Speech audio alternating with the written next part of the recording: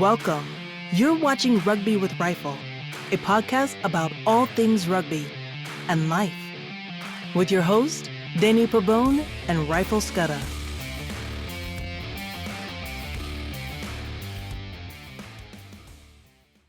It gives me great pleasure to introduce to you your 2025 British and Irish Lions captain.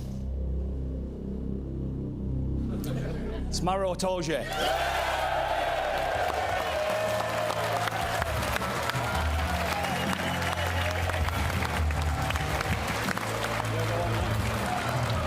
Good luck, guys.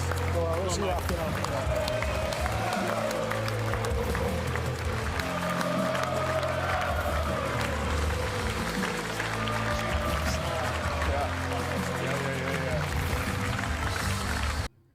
Welcome to another episode of Rugby with Rifle, a podcast about all things rugby and life. As usual, I'm joined here with my friend Rifle. Rifle, how are you doing, sir? I'm doing very, very well. Thank you, Danny. How about yourself? Doing good, doing good. We're recording this the day after Mother's Day here in the United States. So happy Mother's Day to all those wonderful mothers out there. Yes. And beautiful day. I know we spoke about this just before. It was a beautiful day here in New Jersey, and you told me it was a beautiful day in Virginia. So hopefully all the mothers had a great day and enjoyed great weather. So yeah, it's pretty cool. Thank you for birthing some wonderful rugby players, moms. We love you. Yes. Most important, thank you for all those rugby moms. There you go. So in the introduction, you just saw everyone the announcement of Maro Itoje as the captain of the 2025 Lions Tour. And we are going to go over the long-awaited announcement of the British and Irish Tour Lions players that happened on May 8th, 2025, a few days before the day of this recording. So yeah, it was a big event. It happened, and just curious, Rifle, were there that you could think of, were there any big surprises, or I know there's two South Africans that made the tour. So Yeah, I that think was pretty cool to there are watch. definitely two. I think there might be another one in there as well, originally born in South Africa, but definitely Okay. two South Africans who played in South Africa. And can maybe talk about that a bit later, because there's some bitterness among some of the old guard who didn't want, or they, unhappy about foreign players not born in those four nations who are chosen for the British and Irish Lions. So, there's a lot of talk about that. But no, I don't think big players that weren't chosen, or, some shocking guys that were chosen. Couple of interesting things that I find, one of them being, for example, Andy Farrell, who's the coach of the side, obviously leaving two places open so they can still choose two players. So that is, there's a lot of talking points about that. Why would he do that? And, so obviously a lot of people are saying, because it's Andy Farrell, his son Owen Farrell,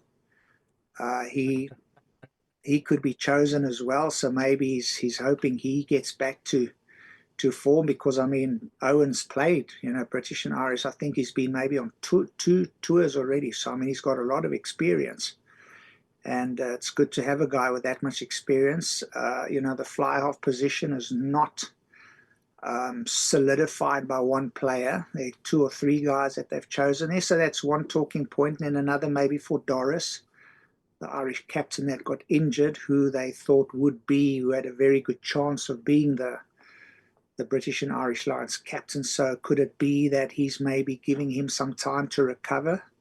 And if he is 100% and he can play, that he can come back later on tour? So those or two positions that could be filled, but they're two spaces. So I found that very interesting. Not a shock in a player that was chosen or wasn't chosen.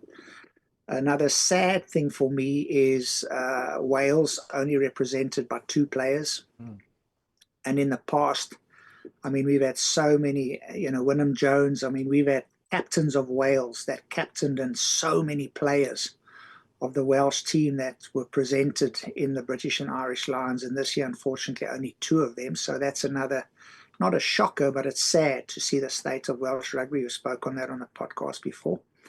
But yeah, nothing spectacularly, didn't see that coming throughout the other choices. But we can go through the players just now when you show them.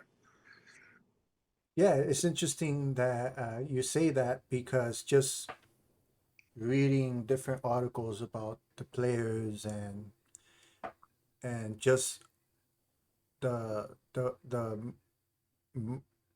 what obviously were not in Andy Farrell's mind or the other coaches who selected's mind, so you can't really know what they were thinking.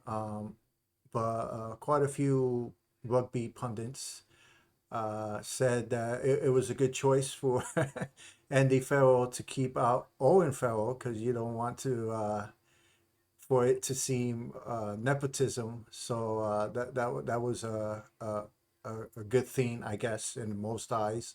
But yeah, it was interesting to learn that. I didn't know that there's two spots still open for selection. So Yeah, I believe there are two spots that he can still choose two guys to join him on tour. So who those two going to be, and even if they are going to take two, who says they don't have to use him, but the possibility is there for two guys to be able to come in. So interesting. yeah, and just the breakdown of the team. So just reading here, there's 15 Irish players, 13 from England, 8 from Scotland, and 2 from Wales. Poor Wales, still rooting for you. And yeah, so that's the breakup of the team. So there's, again, from what I read, there's 26 first time players that are going to tour with the Lions. There's 8 players that this is their second time, and 4 players that this is their third time. And those 4 players are Maro Itoje, Tad Furlong, Finn Russell, and Elliot Daly. So those are the 4 that this is their third time. And I remember you mentioning, Rifle, I think it was the last episode, I had just questioned why pick Finn Russell, being that he didn't have such a great Six Nations this year. And I remember you mentioning that, yes, he may not have had a great Six Nations, but this was probably more of an experience pick, being that Finn Russell has toured with the Lions two previous times. So, yeah, experience Definitely plays. super important to have someone of that caliber and that experience on the field. Just especially if you look at the back line, there's some new guys there, so if you want someone that's brand new, you would like to pair them with someone that's been there and know what they're doing. So I think that's important to have a player of his caliber in there. So that's important. Now, I look at this thing out of all the country. I mean, there are 4 countries that you can pick from. Mm-hmm. Do you know the 3 scrum offs? They picked 3 scrum offs. Do you know who they are? Okay, so there's The New Zealander Gibson who Park. plays for Ireland, So there's Gibson Park, Gibson Park. and then there's my mind is just going They've blank got here. Mitchell Marcus from Smith. England. Marcus Smith is one. No, he's a Um, flat.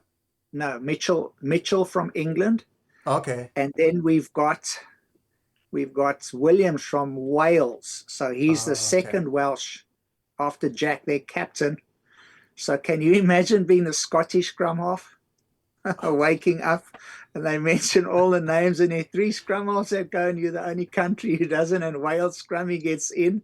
I'm like, oh my goodness, I can only imagine the banter in the change room with those guys saying, oh, everyone went, but the Scottish scrummies didn't make it. So, but I'm Yeah. sure Ben White, George Horn, and Jamie Doby, I think, is the other scrum half who's played in the Six Nations. All the best for them. But that's another thing I think of. If there are two Welshmen in there and one of them is a scrum half and all the other three have been represented, I was like, oh, I don't want to be that scrummy waking up. In any case, yeah, that's funny.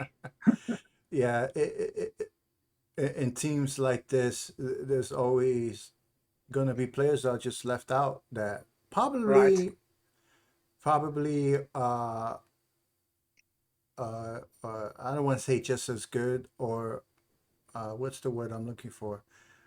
Um, just as okay, my mind just went blank. Just as good. Just as good. Now Well, I there's guess yes. I'll just go with just as good, or worthy, I should say, worthy. Yeah. Yeah. worthy There's some of being picked. 50-50 calls. I mean, some Yeah. positions you can definitely say, okay, that guy needs to go. He's playing well. You pick him first, like Itoje. I Mm-hmm. mean, he did very well for England, stepped up as captain, been on tour before. So, I mean, everything around him is just, he's got to go. So if you take a piece of paper and you fill in 23 guys for game day, Itoje is going to be there. I mean, he's Yeah. got to go. And then you got guys that come down, and then it's going to be, some positions where it's a 50-50 call. You can either take, I'm just sucking a position out of my thumb here, but you can take the wing from England or the wing from, Ireland. On the day, it could be anyone. Mm-hmm. So there are some players who could say, they were unlucky to miss because, as you say, they're all as worthy. They're all as good. I mean, they had a good Six Nations, some of them, and it's just, on the day, coaches could maybe be looking at a different game plan. So someone maybe did even better than a certain player in the Six Nations, but he doesn't fit what the coaches are looking for as a game plan. So maybe they want to play more aggressively or they want to be more defensive.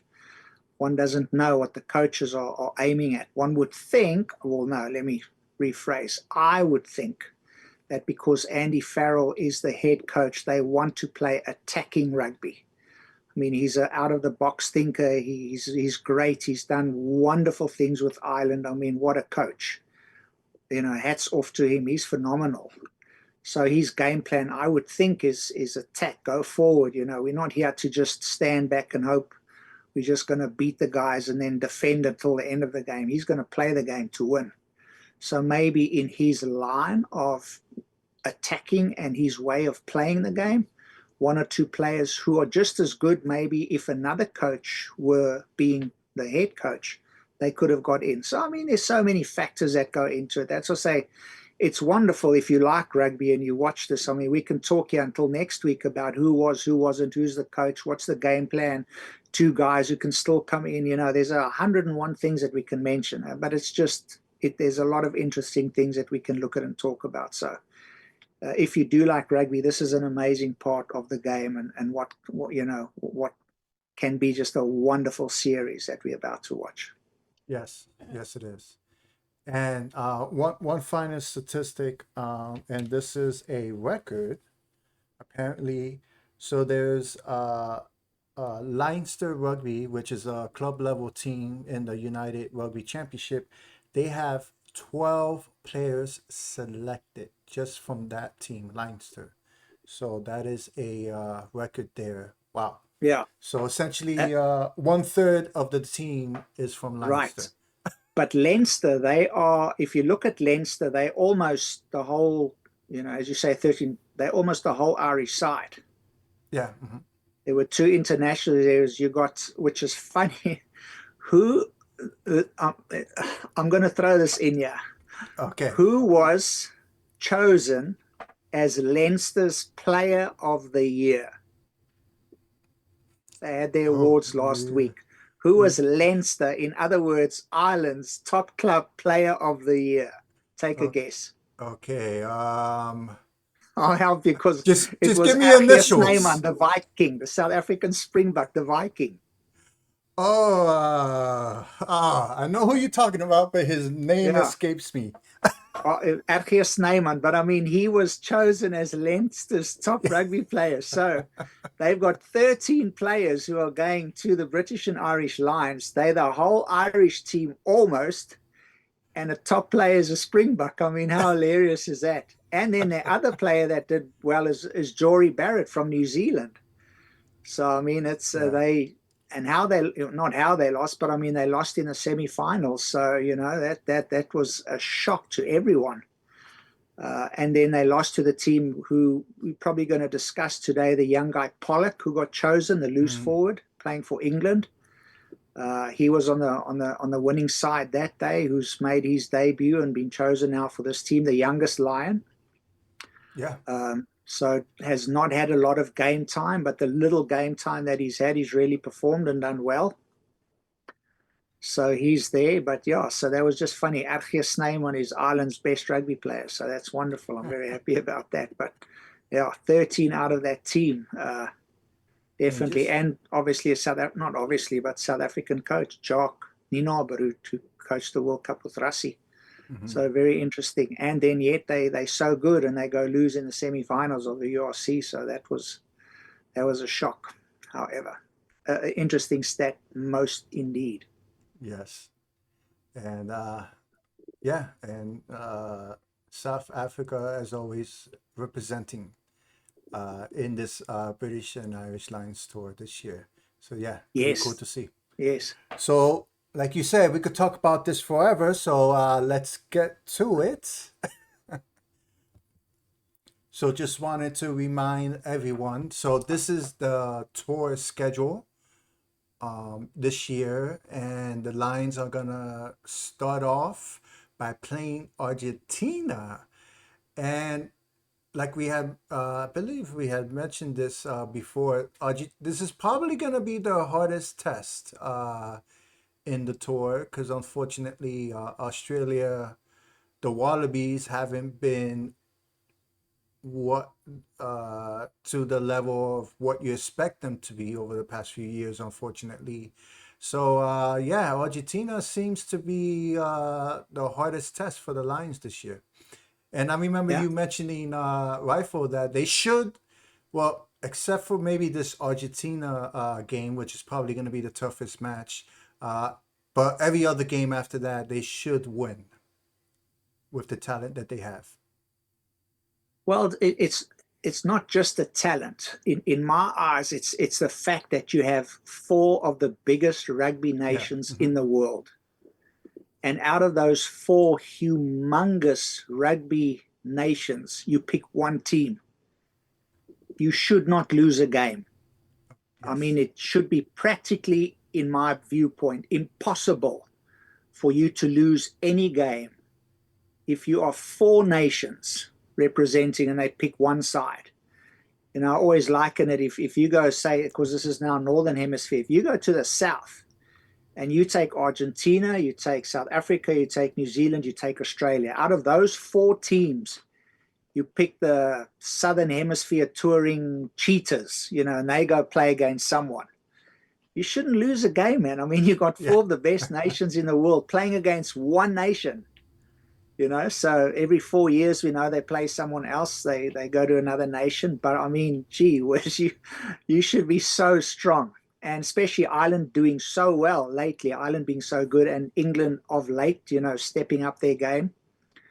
So yeah, once again, I will say though that Joe Smith has done wonders with Australia. I mean, they have been battling, as we've said.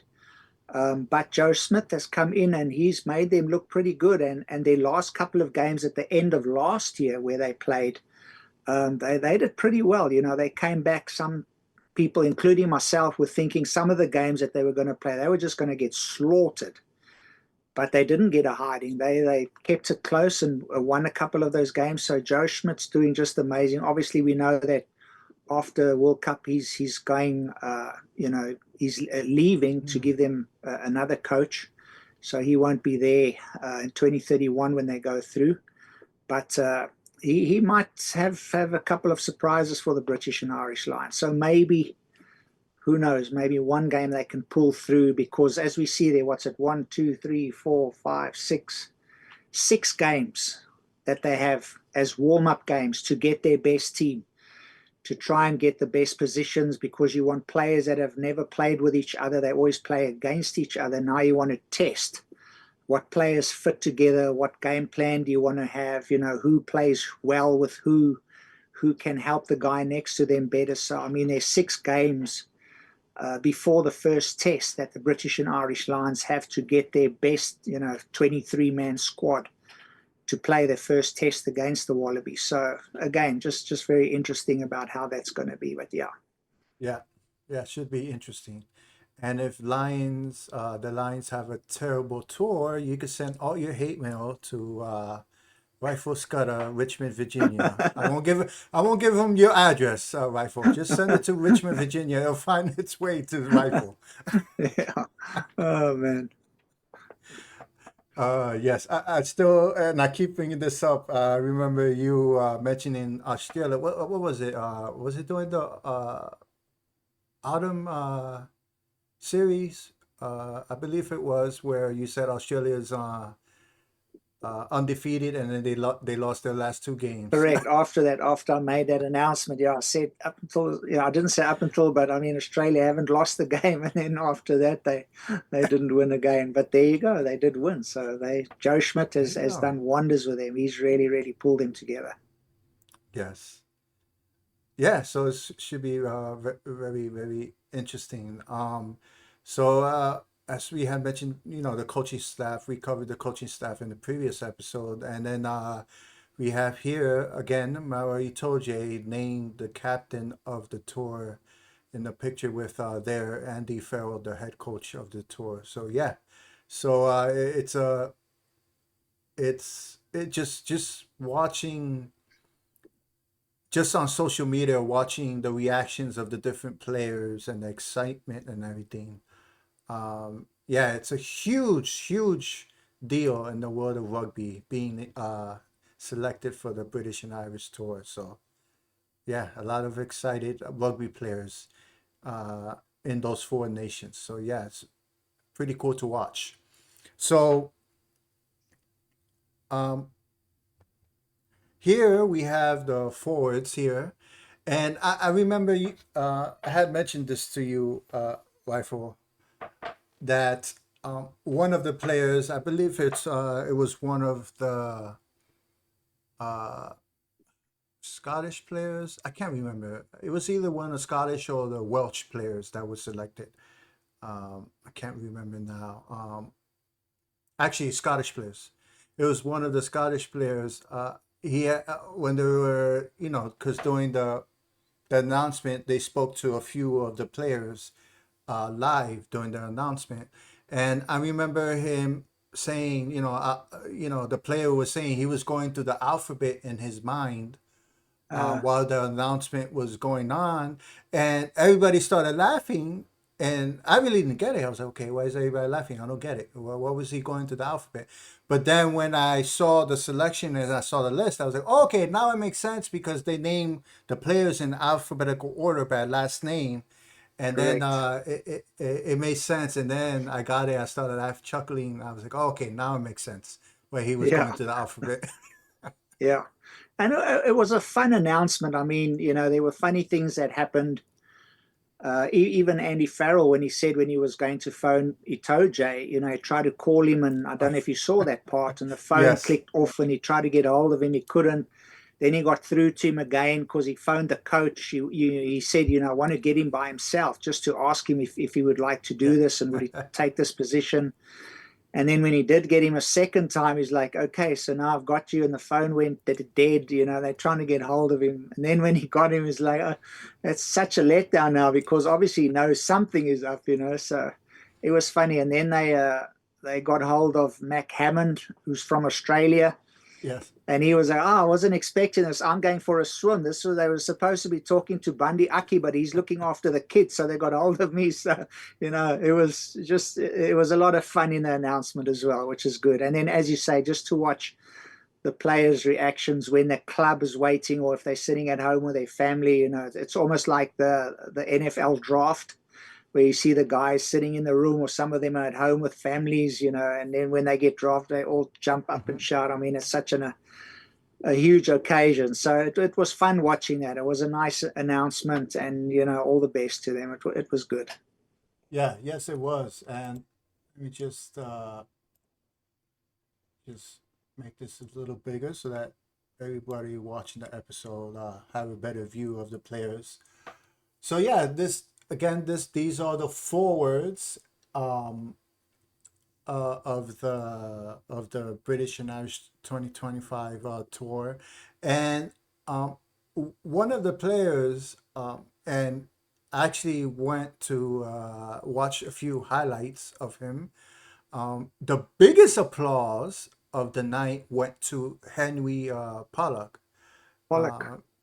Yeah, so when he was mentioned, it was a huge up. I mean, there was an uproar for all the players, but especially him. When they mentioned him, there was a huge uproar when they mentioned his name. And just going to watch a few of his highlights of this year, past couple of years, the video that I saw, I was like, wow, this kid, he's not afraid of running into people, and he's quick and everything. So I could see why they chose him. Yeah, I think he's the youngest line. So his debut, definitely his first trip and first time around, just started playing for England, didn't play a lot of time, did very well for his club, like I said, when they beat Leinster. So he did very well, Pollock. So definitely a name that if they can coach him well and he stays fit, it's a name that's going to be around the rugby circles for many, many years to come. He's a real talent. Yes, yes, he is. And And then then I'm super, super happy for not Ireland, for Welsh captain. You know, Jack. He played so hard, and he's in there. I mean, every game he really played it. Not that others didn't, but he was bleeding every game. He played his heart out. So I'm very happy he's there. So, and funny enough, both of those youngsters loose forwards, and that's actually another thing. If you look at the loose forwards of the side, most of them are. We've spoken about the three from England. So Ben Earl, you know, and Curry and his brother that played.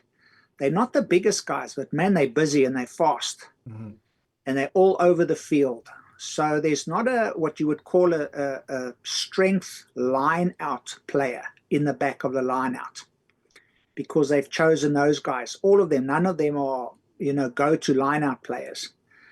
But on the field, they definitely get around. So that might be another thing that Andy Farrell is looking at, to have speed on the field and to have these loose forwards with speed and agility to get around the park and run all over. You know, they're not just going to be static at the loose scrums or at the line out. These guys run and they pop in between the second center and the wing, or the outside the wing and the fullback. They're fast, and they scored quite a couple of tries off the loose game. I mean, some of them standing in the back line pretty often. So that's what we've seen from England. A lot of these guys are from England. So not the biggest guys for lineouts in the back, but very, very quick. So that gives us a little bit of a hint of what they're trying to do with the back three there, the back row. So definitely that's going to be interesting, because Ben Earl, phenomenal. I mean, he's been playing so well. He's really did so well for England, and then Curry as well. So it's going to be good. And now with young Pollock going with him, I mean, he's just all blood and guts. He's going to throw everything, like you say, his whole body at everything. So Australia are definitely going to have to watch those three back in the scrum, because they're busy. And the two South African born players are, and I'm not even going to attempt to, you could pronounce their names. His name is Pierre Skuman. And then we have, okay, I'm not even going to, oh no, wait, I'm sorry. That's not him. He's actually He's a back. He's a back. Yeah, so just interesting enough that Pierre Schoeman and I went to the same school in South Africa. Oh, okay. So he's a couple of obviously way younger than I am, but Yes. Pierre Schoeman and R.G. Snyman, who was the Viking who played for Leinster, they played in the same year in South Africa at our school, my school. When they finished, they both went on to play for the, like in America, you'd have the state that they come from for the Blue Bulls, Mm. and then they played junior Springboks.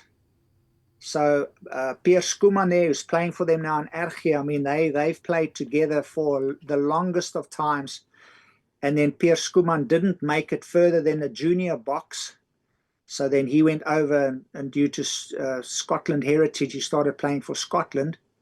But very interesting there. But the other one you're thinking of is Duan van der Merwe, who played for Yes. Scotland. He's the winger. So that's another position from South Africa. And, the wings, we've got James Lowe, who's the other wing, also from New Zealand. And then you got Mac Hammond, who's from Australia. Then you got Bundy Aki, who's from New Zealand. You got Gibson Park, who's from New Zealand. So you've got a lot of foreign players in the team, and that's what I was saying earlier. Some people are a little sour about these are not born and bred guys from, England, Scotland, Wales, or Ireland. So it is what it is, as I say, but there are a lot of foreigners in there, but well represented by New Zealand, Australia, and South Africa. Yeah. But definitely two strong wings there in Lowe, who's very, very good with his boot as well.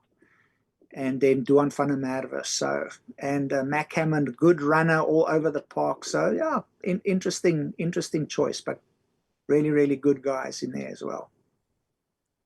Yes, and it's interesting. Just like in when you play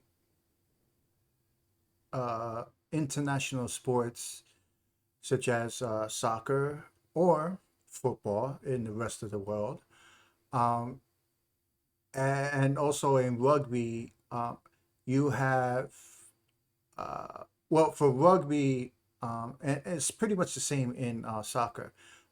You have to uh, reach certain residency requirements before you could play for the national team.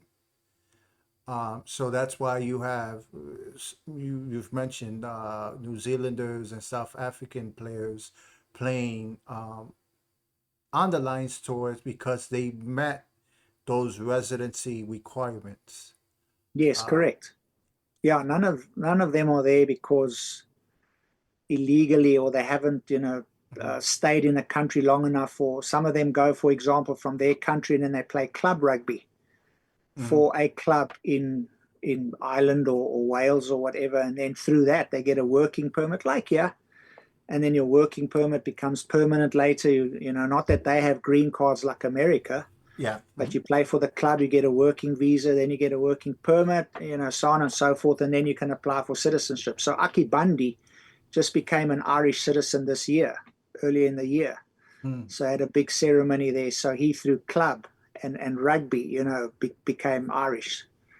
So that's how some of them get there. Not all of them are through ancestry, but some of them are just they played their rugby there, and it's like it's a job, it's a professional sport, Yeah. and they've been at the club long enough, and did everything they had to do for the country to be satisfied that they now can apply for citizenship and became citizens. So all well done and legally done. It's just, as I say, some people, when they talk about the British and Irish Lions, it's got to be people born there. There are a lot of them that were not born there. So that's that discussion for another day. Okay. My mindset is you just want to see good rugby, and if you have great players, why not? Yeah, I know these guys have added so much value to the games in those four nations. I mean, there's, guys from all over the world that are playing there. So they've got their chance now. They grabbed it with both hands, and now they've got this huge opportunity to, play for the British and Irish Lions. What an honor. So this is just wanted to show this is the other South African born player, and again you could pronounce his name, Rifle. Duan van der Merwe. Okay, I would have never pronounced that correctly. So yeah, so that's the other South African player. As you mentioned, Bundy Aki, he's a New Zealander, and various other players that are from other countries as well. So yeah, it now I may be Just while you're mistaken. Is it looking Gibson? around there, Is it they, Gibson Park from New Zealand as well? Or am I Gibson mistaken? Park in New Zealand, yeah, it's New Zealand, Okay, yeah, okay, yes. yeah. But Bundy Aki and Duan van der Merwe, both of them have been on the previous tour, so it's not their first time. They've Hmm. been British and Irish Lions before, born in other countries. So both of them have been there before. So four more years of experience, 4 more years of just cool heads and rugby understanding, and so they're very experienced. It's a lot of experience the backline has got there, so they're going to be good.